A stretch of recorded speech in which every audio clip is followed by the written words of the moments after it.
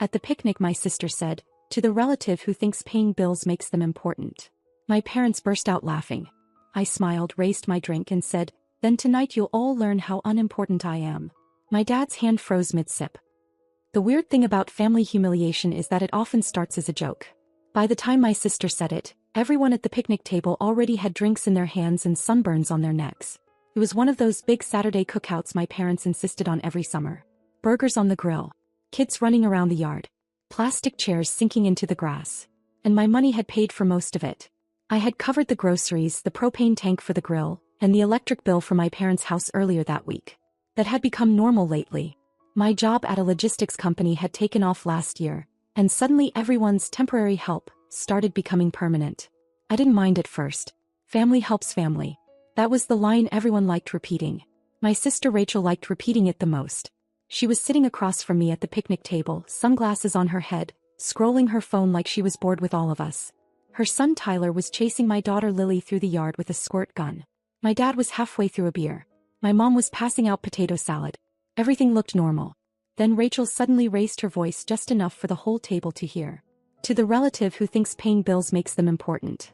My parents burst out laughing like she had just delivered the best joke of the summer. I smiled. I raised my drink.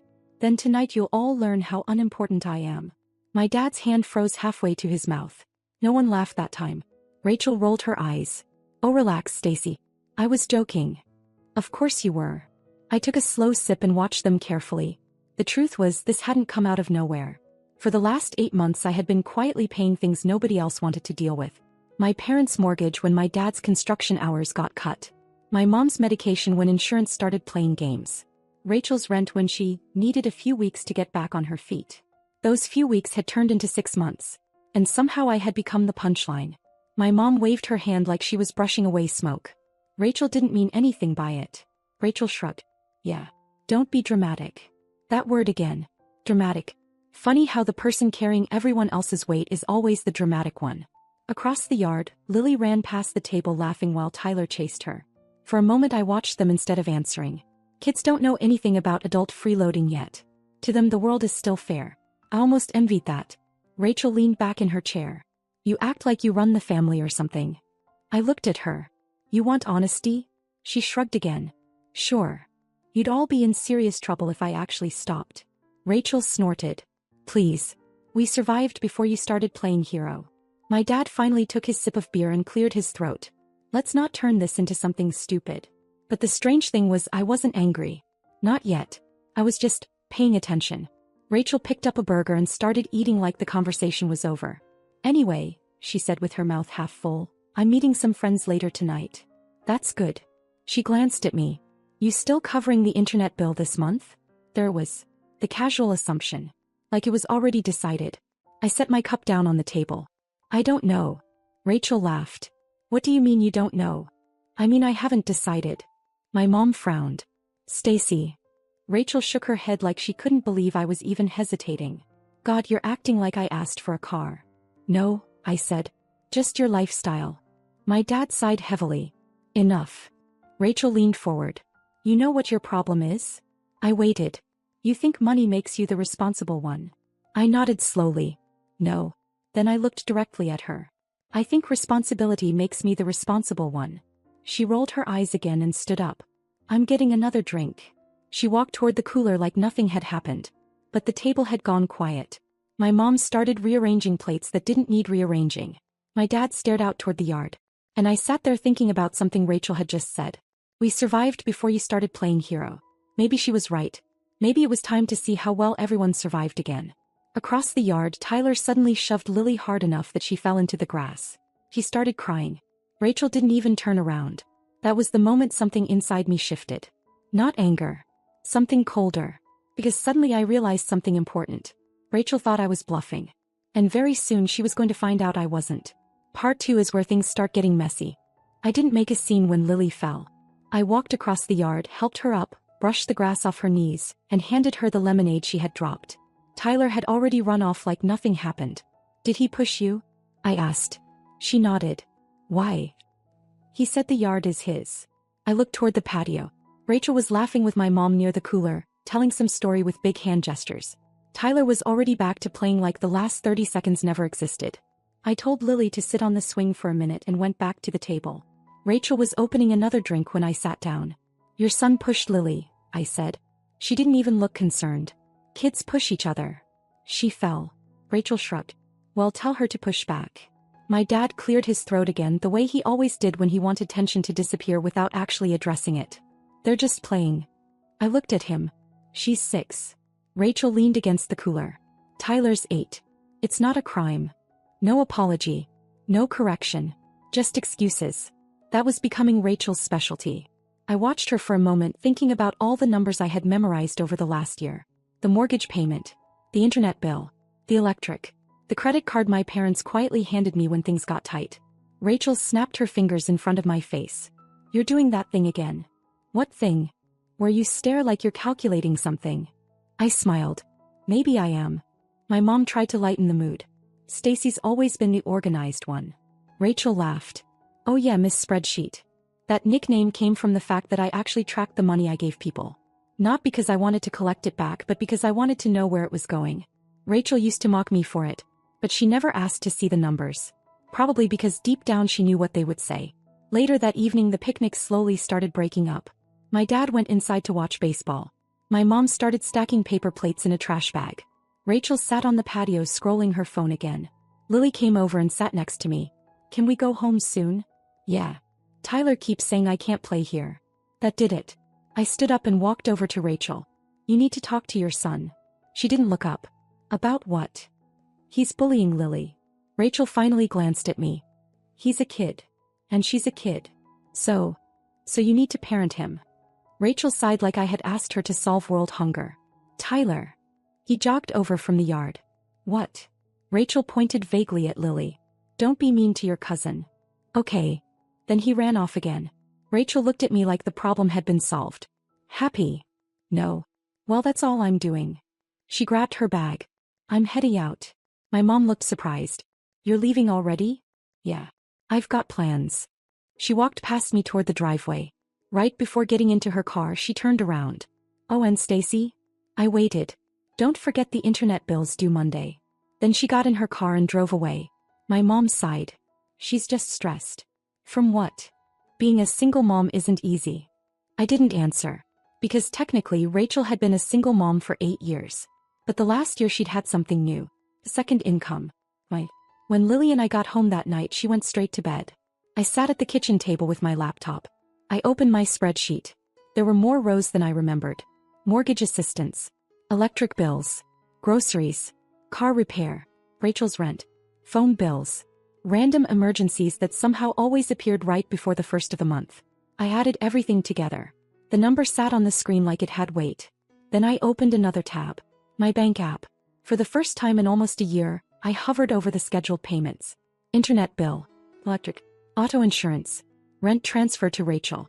One by one I clicked cancel. It took less than 30 seconds. When I closed the laptop, the house was completely quiet. And for the first time in months, something felt different. Not relief. Not guilt. Just stillness. Rachel thought my comment at the picnic had been a dramatic moment. But the truth was much simpler. That sentence hadn't been a threat. It had been a warning. And the next few weeks were about to show everyone exactly what unimportant really meant. Monday morning started quietly. Too quietly. I was dropping Lily off at school when my phone buzzed for the first time. I let it ring. 30 seconds later it rang again. Then a third time. I finally answered while sitting in the parking lot. What? Did you cancel the internet? No hello. No small talk. Straight to the problem. Yes. Silence for 2 seconds. Why? I told you at the picnic. I'm done paying for things. Rachel laughed like I had just said something ridiculous. Very funny. Turn it back on. I can't. What do you mean you can't? I canceled the payment. You can just send it again. I could. Another pause. Then her voice changed. Stacy, I need the internet. Tyler has school stuff. You have a job. It's part-time. You have rent money. That's different. I almost asked how. Instead I said, you'll figure it out. She hung up on me. That was the first call. The second came from my mom around noon. Rachel says the internet shut off. It did. Did something happen? No. So, why? I'm not paying it anymore. He sounded confused. But you always have. Not anymore. My mom went quiet for a moment. Well, maybe just this month. I looked at the stack of shipping reports on my desk. No. Stacy. I mean it. She sighed. You know Rachel struggles. So does everyone. That's not the same. Why? She has a child. So do I. That ended the conversation. By that evening the family group chat was active again for the first time in months.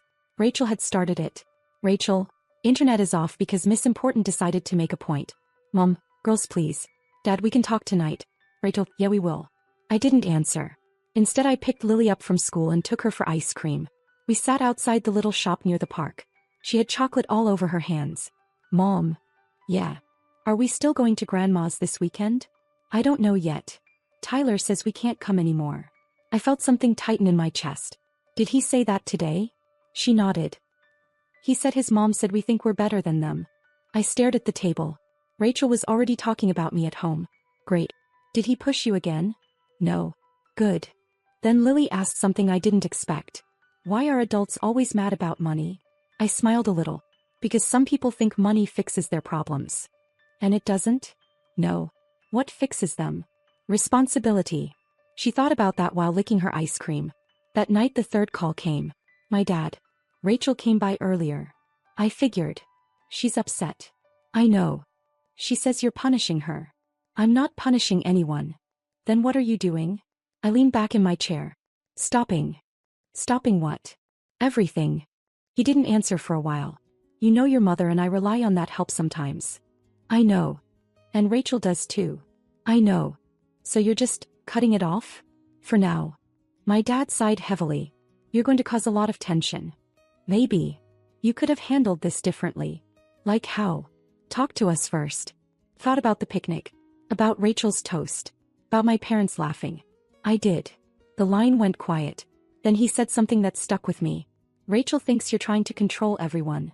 That made me laugh for the first time all day. I'm not controlling anyone. Then what? I'm giving everyone exactly what they asked for. What does that mean? Rachel said paying bills doesn't make someone important. He didn't reply. So I'm proving her right. The next 3 days were calm. Too calm. No more calls. No group chat arguments. Nothing. Then Friday afternoon Lily came home from school with red eyes. I knelt down. What happened? She hesitated. Then she said something that made my stomach drop. Tyler told everyone my mom is cheap now. I slowly stood up. Who told him that? He shrugged. He said his mom did. That was the moment I realized something. Rachel wasn't just angry. She was turning it into a story. A story where I was the villain. And if she was willing to drag Lily into it, then the next step was going to be a lot bigger than canceled bills. That was the night I decided something important. If Rachel wanted a fight, he was finally going to get one. Saturday morning I drove to my parents' house earlier than usual. I didn't tell anyone I was coming. The yard still looked the same as last weekend. Same chairs. Same grill. My dad was on the porch with coffee when I pulled up. He looked surprised. You're early. I wanted to talk. He nodded slowly and opened the screen door. Inside, my mom was in the kitchen making pancakes. Rachel was already there, sitting at the table with Tyler, scrolling her phone. The moment she saw me, she smirked. Well, look who decided to show up. I sat down across from her. Good morning. Tyler looked at me for a second, then back at his cereal. Rachel leaned back in her chair. Internet's still off, by the way. I know.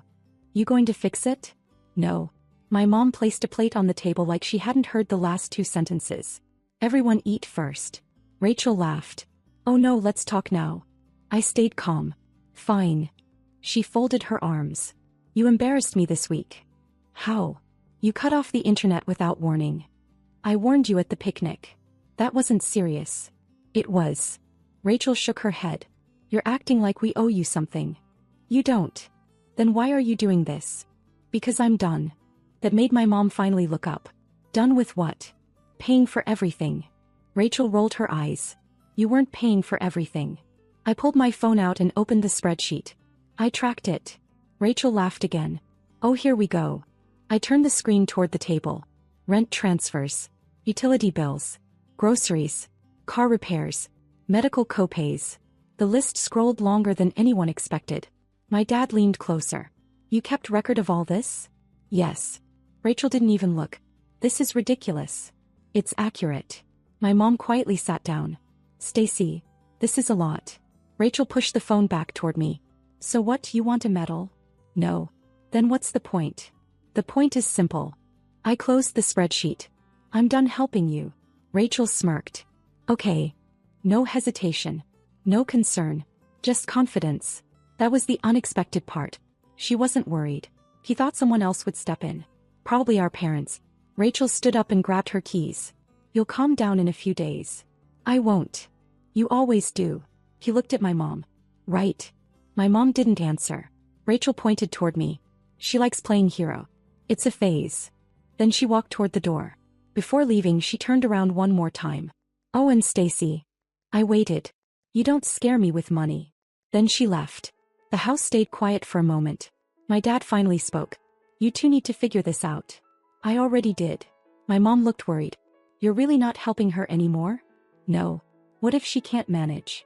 That's her responsibility. My dad leaned back in his chair. You're serious? Yes. Then I said the part one came to say. If you two start covering her bills instead. They both looked at me. I stop helping here too. My mom blinked. You'd cut us off? I'd stop paying for things, yes. The kitchen went completely silent. My dad rubbed his forehead. That's a hard line. It's a clear one. My mom spoke quietly. Rachel won't like this. She already doesn't. My dad looked out the window for a long moment. Then he said something unexpected. You know what the real problem is? What? We've been making Rachel comfortable for too long. My mom looked at him. David. He shook his head. No, she's right. He pointed at the phone on the table. That list proves it. For the first time since the picnic, someone was actually acknowledging the situation. My mom looked torn. She's still our daughter. And she still needs to grow up. Another silence filled the kitchen. Then my mom slowly nodded. We won't pay her bills. That decision changed everything. But Rachel didn't know it yet. 2 weeks passed after that conversation. Then one afternoon Lily came home from school upset again. What happened now? She hesitated before answering. Tyler told everyone we might lose Grandma's house because of you. I stared at her. Did he say his mom told him that? She nodded.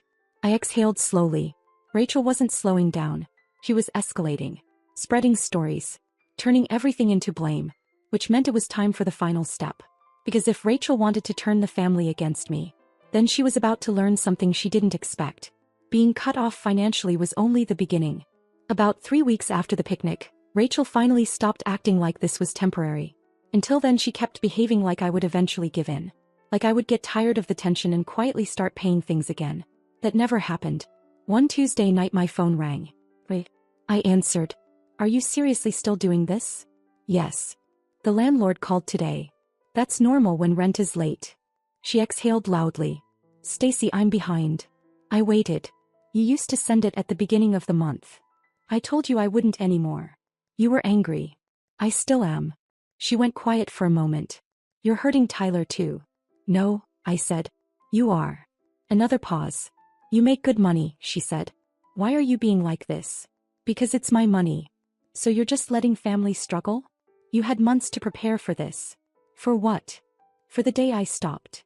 The next thing she said sounded almost confused. Mom and Dad won't help either. That's their decision. You told them not to. I told them my boundary. She muttered something quietly. What? You've changed. No. I haven't. Yes, you have. How? You used to care. I still do. Then help. I am helping. How? By forcing you to stand on your own. She hung up. A few days later my mom called. Rachel came by today. I figured. She's angry. She says you're destroying the family. That's dramatic. She cried. That surprised me. What did Dad say? He told her she should thank you. For what? For finally drawing a line. Rachel didn't accept that. She left. After that things went quiet. No more messages. No more complaints. Then one evening about a month after the picnic someone knocked on my door. It was Rachel. Tyler stood next to her with a backpack. She looked tired. Not annoyed. Not angry. Just tired. Can we talk? I let them in. Tyler went to sit with Lily in the living room. Rachel stayed in the kitchen. I got a second job, she said. Doing what? Diner. That's good. It's terrible. I believe you. She looked around the kitchen for a moment. I sold my TV last week. I didn't respond. And my car might be next. Then she looked at me. Are you happy now? No. That surprised her. I thought this is what you wanted. What I wanted was respect. She stared at the counter. I didn't think you'd actually stop helping. I know. And when you did, everything got hard. That's how responsibility works. She nodded slowly. I hate it. I know. Then she said something I didn't expect. But I think I finally get it. That was the first real change. A few days later she came back again. And that conversation is what finally fixed everything. Rachel came back 3 days later. This time she came alone. It was late evening. Lily was already asleep and I was in the kitchen finishing some work when the knock came. When I opened the door, Rachel was standing there holding 2 coffees. She handed me one. I figured you'd still be awake. I stepped aside and let her in. She sat at the kitchen table and looked around the house for a moment before speaking. I've been thinking about that day at the picnic. I waited. What I said was stupid. That's one word for it. She nodded. I was used to you fixing everything. That's the problem. I know. She took a sip of coffee. The diner job is awful. I work late, Tyler hates it, and I'm tired all the time. That's adulthood. She gave a small nod. For the first time I actually understand how much you were doing. Neither of us spoke for a few seconds. Then she said the thing I had been waiting to hear. I'm sorry. No excuses. No jokes. Just that. I leaned back in my chair. What exactly are you sorry for? For treating you like you owed me something. She looked down at the table. And for talking about you in front of Tyler. That part matters. I know. I already told him he was wrong. That's good. She looked at me again. I'm not asking you to start paying things again. That's good too. I just don't want things to stay like this. Like what? Like we're enemies. I thought about that for a moment. The truth was, the last month had changed a lot. Rachel had a job she kept. Bills she paid. Responsibility she couldn't avoid. For the first time in years she was actually handling her life. You're not alone anymore, she said quietly. What do you mean? You stopped carrying everyone. That was the plan. She nodded. Maybe it was the right thing. I took a sip of the coffee she brought. Probably. Rachel stood up after a few minutes. I should go. I work early. Before she left, she paused near the door. I'll fix things with Tyler and Lily. Good. And, thanks. For what? For not giving in. That was something I never expected to hear from her. Rachel left a few seconds later. The strange part was that things slowly got better after that. Tyler stopped repeating the things Rachel used to say. Lily started enjoying visits at my parents' house again. Rachel kept both of her jobs and eventually moved into a smaller place she could actually afford. Nobody asked me to pay their bills anymore. Family dinners felt normal again. And the best part was something my dad said a few months later while we were grilling in the backyard. He handed me a drink and said, "You know, that line you said at the picnic worked." What line?